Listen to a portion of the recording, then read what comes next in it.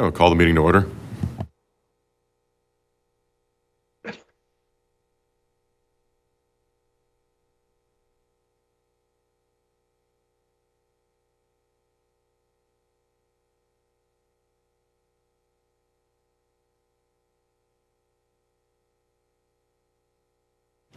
Has the meeting been posted? It's been posted according to law. Roll call? President Johnson. Here. Trustee Harding. Here. Trustee Holm. Here. Trustee Moody. Here. Trustee Nugent. Trustee Seeger. Here. Trustee Wisniewski. Here. All right, citizen participation per Village Resolution 2017-01. Anyone wishing to address the village board during citizen participation will be allowed 5 minutes. Your subject must be specifically relate to matters under the jurisdiction of the village board, whether on the agenda or not. The village board should not engage in a discussion regarding comments because it was not part of a publicly noticed agenda. Upon conclusion of the citizen participation segment, members of the audience are not allowed further comment unless they are participating in a public hearing or specifically allowed by a majority vote of the village board due to involvement in an agenda item. With that being said, would anybody like to speak during citizen participation? Okay. Right up to the podium and push the little people button for the mic. State your name and address.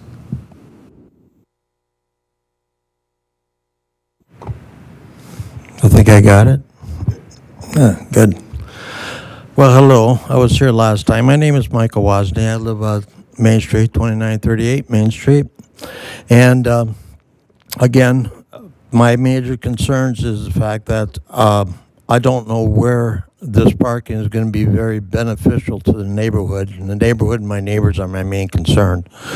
I believe that it's just going to add congestion in the area. But one of the most important thing I am concerned about, though, is it seems to me, and I'm not an engineer, that the parking is okay for like mid-sized cars, but elongated trucks sticking out further, would that, I believe it, well, I don't know, but it seems to me it would hinder fire trucks and other emergency vehicles trying to get through the area in case we have emergency somewhere in the area where we need the assistance of the fire department. So that's the other concern of mine.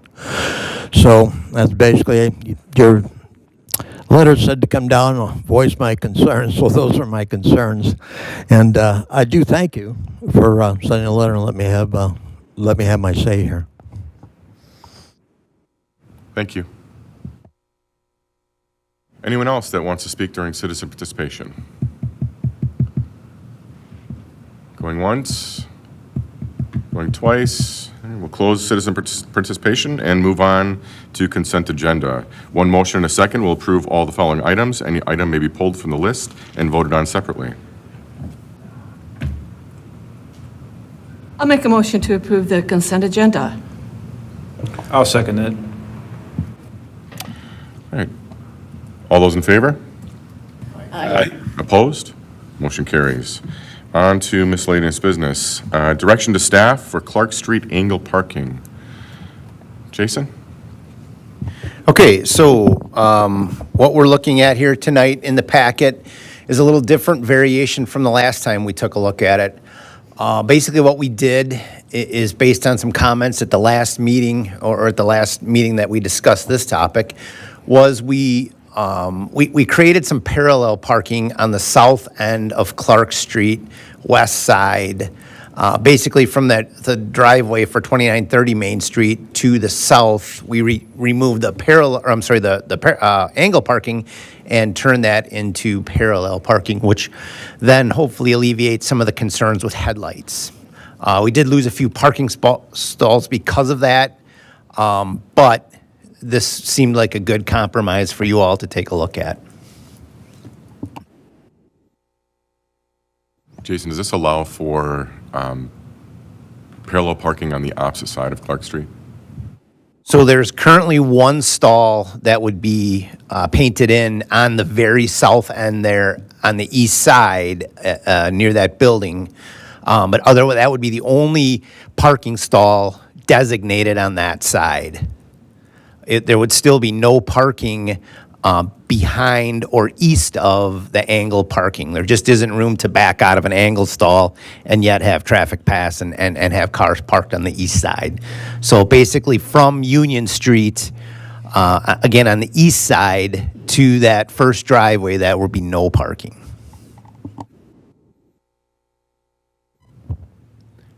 Jason, to the gentleman's question, how deep are the spaces, parking spaces on the north side?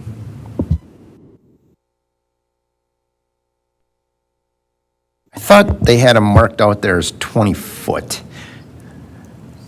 But I see they're not on this drawing. He doesn't have the depth. But I believe they were 20 foot.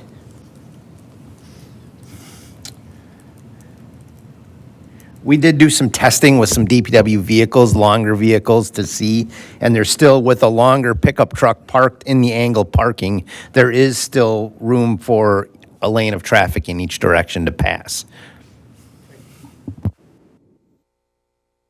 So if we had parallel parking there, because right now you've got 12 spaces, including the handicap. So if we had parallel parking on both sides of the street, how many spots would we have? We would lose parking from what you're looking at.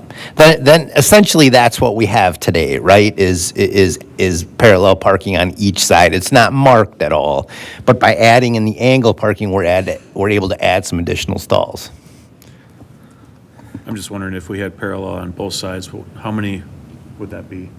Is that, I think you lose at least 4 stalls. okay.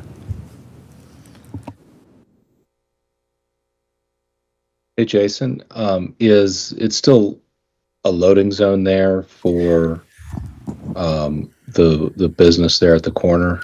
So what we're showing, there would be no reason to mark out or designate the loading zone. It would probably be treated similar by that property owner, but there is one parking stall, as I mentioned, on the east side. But what we're showing here, we're not intending to designate that as a loading zone. And I know at our last discussion, there was some concern about that one parking stall on Main Street in front of that building possibly blocking visibility, and we received some pictures on that. I don't know if you or Tim or Jeremy considered anything around that. There really isn't anything we could do other than simply eliminate. And I think if you were going to do that, you'd need to eliminate a couple of them to make the hazard go away. And I guess I would look to Chief to see if it is a hazard, if we have any crash data there. I think I looked this up after the last meeting, and we've only had like one crash there in the last 5 years. So I don't think cars parking there is really causing that much of a hazard. Okay, thank you.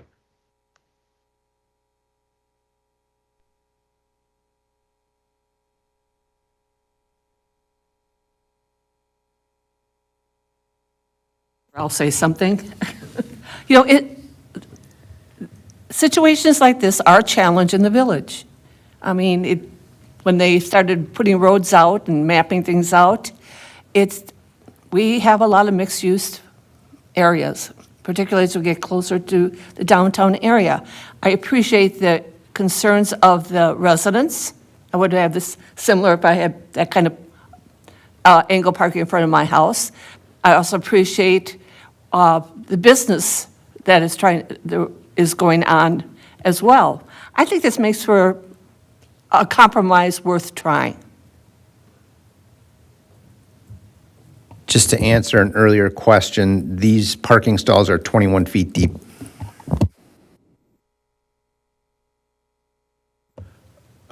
Speaking as a business owner in the village, I know that having angled parking outside of my business is extremely beneficial. And I know I have a different type of business than what's in the church, but I think this is a nice compromise, in my opinion, from the neighborhood and the business. My other question was for Jeremy and Jason, did we decide what the like the timing of these spots would be as far as like trying to not promote people going to the bars to park there, as far as not having a lot of late night people traffic and literal traffic. We're just going to treat those like we do the square. So there's just no parking from 2:30 till 5 a.m., I believe. So if anybody's parked there year-round from 2:30 a.m. to 5 a.m., they can be cited for a parking citation. Is that just for the angle parking, or is that for both the angle and parallel? That'll be the whole Clark Street, from Main Street to Union Street.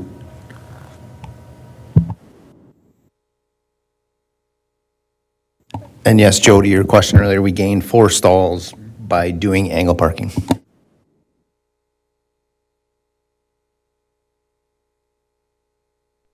I also just want to point out that the shop business that was in the sanctuary part of the old church there is no longer operating there.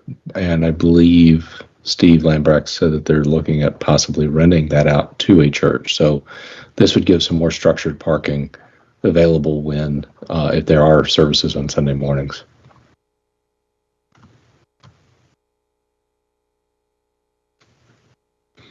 I'll make a motion. Jason, sorry, go ahead.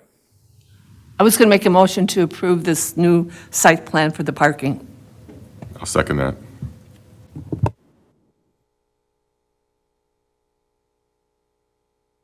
Any other discussion? All those in favor? I Opposed? Motion carries.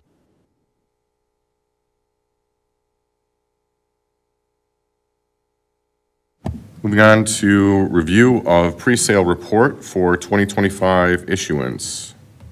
Eileen?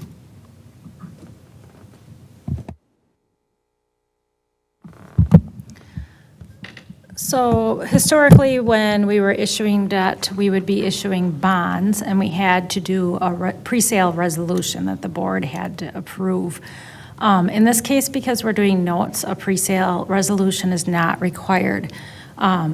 And speaking with Brian from Ellers, he said you could still do the resolution. I did not feel that was necessary since we discussed the borrowing at length during our financial management planning and capital improvement plan review at our last meeting, and we're providing the pre-sale report. So we're providing the transparency for the public. The pre-sale report, I won't go into too much detail. A lot of this was reviewed when Brian was here. I certainly will answer questions, but the one page I did want to highlight that might have been a little lost when Brian was reviewing this is these are the projects that we are borrowing for, the projects or equipment purchases that are in 2025 or 2026, and they're items that are expected to have a long life expectancy. So when Brian's reviewing our funding for our capital improvement projects, he's looking at which ones, like we're kind of putting a puzzle together going, how much levy do we have? How many other fund sources do we have, such as interest earnings and things like that? And then what do we need to issue debt for? And then we look at what has a longer life expectancy. So were there any questions on any of this? I don't need formal action on it. It's really just a review. And then, if you guys had questions or concerns, now would be the time to raise it. Otherwise, we'll move forward with those next steps that are provided in the pre-sale report timeline. Any questions? They're big numbers, but I'm glad you pointed out these are long-term projects that are going to last a long time. Let's do it right the first time. Yeah, the only other comment I'd add is just a lot of these projects too have multiple different funding sources. Not all of this is tax levy.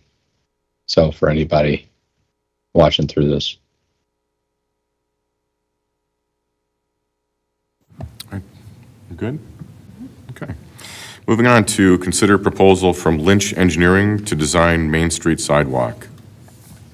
Jason? Okay, so what we're talking about here is from the square out to the new Overlook Ridge development, looking to design a 5-foot concrete sidewalk on the south side of the road within county right-of-way. We'll have to have some sort of an agreement with the county because it is their property, their right-of-way.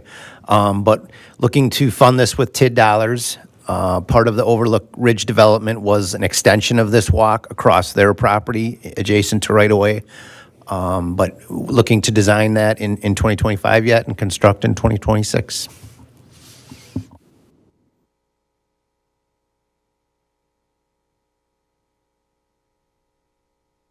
I'd make a motion to approve the proposal from Lynch for the new stretch of sidewalk area.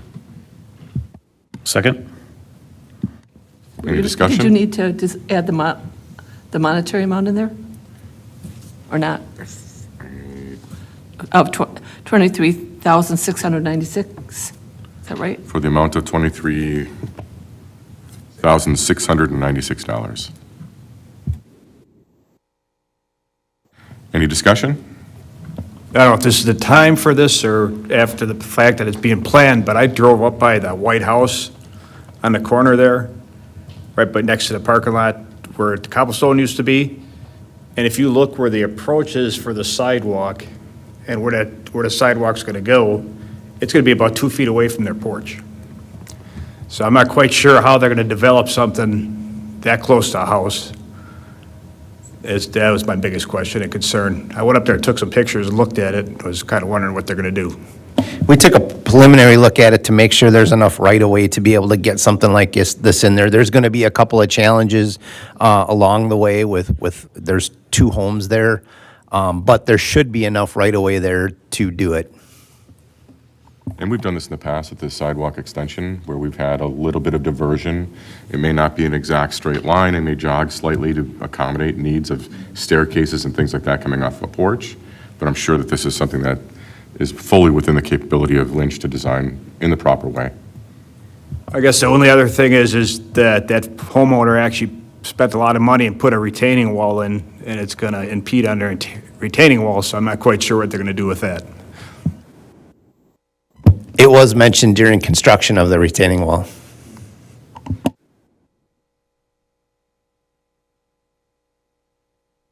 Hey, Jason, what's the width of, are we doing the larger width? Yeah, the 5-foot wide concrete, similar to all the new stuff along Highway 20.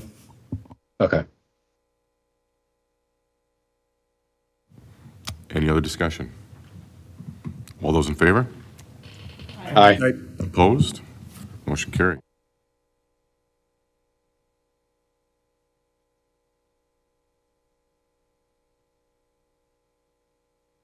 Moving on to ordinances and resolution. Resolution 2025-08, declaring official intent under reimbursement bond regulations. Do you need an explanation? Do it. Okay, so when we intend to borrow for projects, prior to actually spending funds, if we are outside of 60 days, we need to do a reimbursement resolution. So if we had already initiated a project, like say the fire district is taking delivery of their fire truck and it's, 60 days before and we're gonna have to pay that money, we have to have a reimbursement resolution by the board in order to reimburse ourselves from borrowed funds. I've always worried about like missing those type of things or the timing of that. And I had been talking to Ellers because of the most recent borrowing, which then I learned about the 60 days, so we're fine in that realm now. But this would be a standing authorization to allow the village administrator to declare intent, and it's basically filling out the form that's attached, keeping it on file, and then we're in compliance with tax exempt bond regulations, regardless of whether it is a note or a bond, we still have to comply because it's tax exempt. So that's what triggers it, is that tax exemption and our ability to reimburse ourselves. As I mentioned in my memo, most often, these type of projects are always part of that budget approval process, and they're in the FMP. So I would never be authorizing something that the board isn't aware of or that hasn't been an approved project.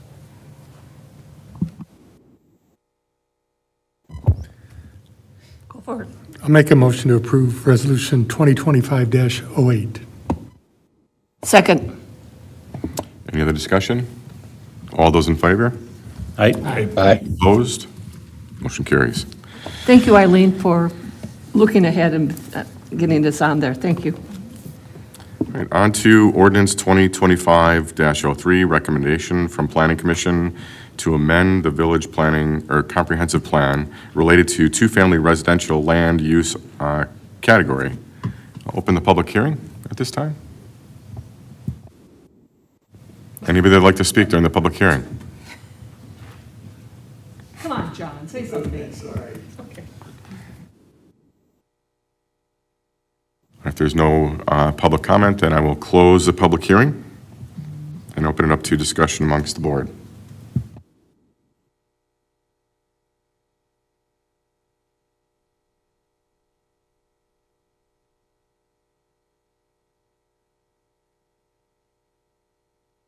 I'll make a motion to approve ordinance 2025-03.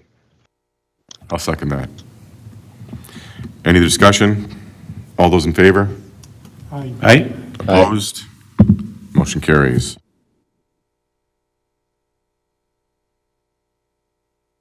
On to staff reports. Any questions about the municipal court report from May 2025? No? Any questions about the fire chief's April 2025 report? You getting up to speed, Scott? I am. How about the May financial reports? Any questions about the May financial report?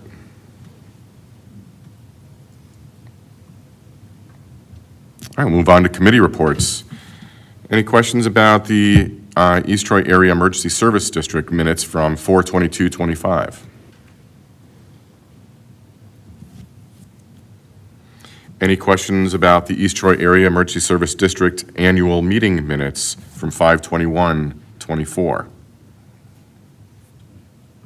I don't know, is that right? That is correct. That's correct because it's an annual meeting and they're not giving them to you till they're approved. Yeah, I question that too. We should get the draft ones from Agreed. the most recent one. I agree. That's what I was thinking today. How many questions for the Airport Advisory Committee from 5/12/25? Anything for the Planning Commission from 6/9/25? How about the Library Board minutes from 5/13/25?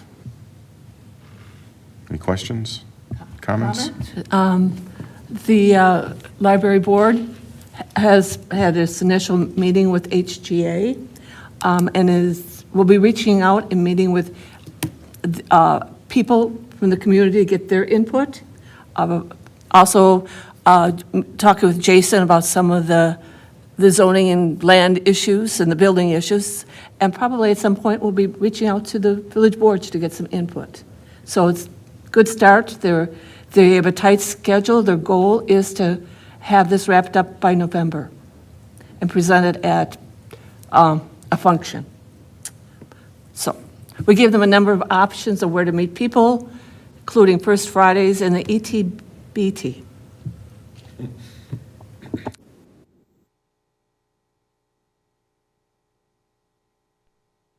I'm sure they will. Okay, so moving on, I'll make a motion to adjourn to closed session pursuant to Wisconsin Statute 1985 1G to confer with counsel for the village plaintiff regarding pending PFAS litigation ongoing case. I'll second. Roll call? President Johnson? Yes. Trustee Harding? Trustee Holm? Yes. Trustee Moody? Yes. Trustee Nugent? Yes. Trustee Seeger? Yes.